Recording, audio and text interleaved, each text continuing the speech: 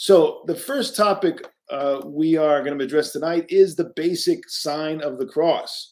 Now, if you're a inquirer or a Protestant or someone who has been led to believe that this is some error and should be thrown aside, we have St. Cyril of Jerusalem from the 4th century who gives us a witness from early Christians as to how important the sign of the cross was and had already been well established, obviously, from the times of the apostles. All right, so how to make the sign of the cross? Well, there's the Orthodox way, and then there's other ways done by non-Orthodox in the West, especially. So it's important for people to understand not only the how, but the symbolism as well. But first, let's hear from St. Cyril. He says, "Let us not then be ashamed to confess the crucified. Be the cross our seal, made with boldness by our fingers on our brow and on everything, over the bread we eat and the cups we drink, in our comings in and our goings out, before our sleep, when we lie down, when we rise up, when we are in the way, when we are still. Let the cross be there continually on everything." I think a lot of us probably limit the sign of the cross to, I shouldn't say a lot, but I think this is unfortunately a practice among some who are less aware, maybe less zealous. They keep the sign of the cross only for the time in church, or maybe when they go by a church, or maybe just when they're saying a prayer. But you can see here that the saint is saying, everything you do, let the sign of the cross go before you and bless it. Great is that preservative. It is without price for the sake of the poor, without toil for the sick, since also its grace is from God. It is the sign of the faithful, the dread of the devils. For he triumphed over them in it, having made a show of them openly. For when they see the cross, they are reminded of the crucified.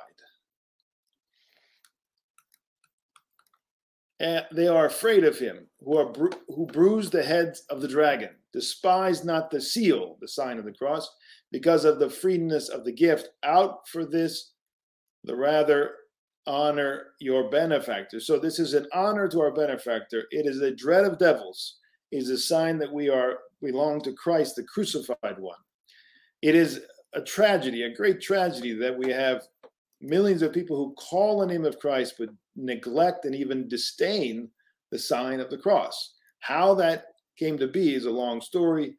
It is undoubtedly through a scandal that they fell into the trap of. In other words, turn away, as people who call themselves Christians, to turn away from the sign of the crucified one can't be but a diabolical trap and a terrible development.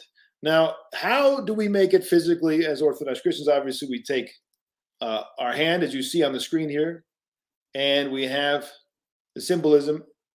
We have the three, that's actually showing, the three, that's correct.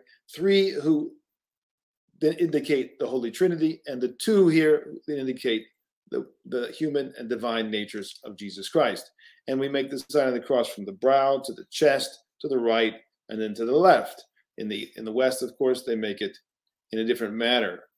So this is the way the Orthodox make the sign of the cross. You can see here in the symbolism, the sketch below, how it needs to be all the way down and all the way across. Some people who have not been properly initiated or properly formed, they make it very haphazardly.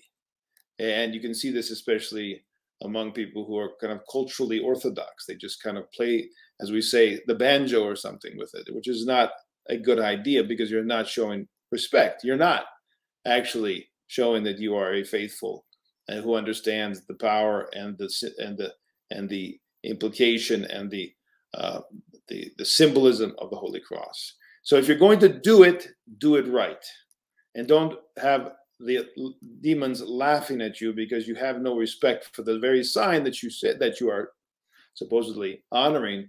But if you do it in a haphazard way, a thoughtless way, without prayer, without concentration, well, then you're not going to get the benefit, and you're not going to honor the benefactor, as St. Cyril says. And by the way, there are many quotes that we could bring up from the ancient church. St. John of Damascus has quite a bit on the sign of the cross, and but this should suffice for us tonight.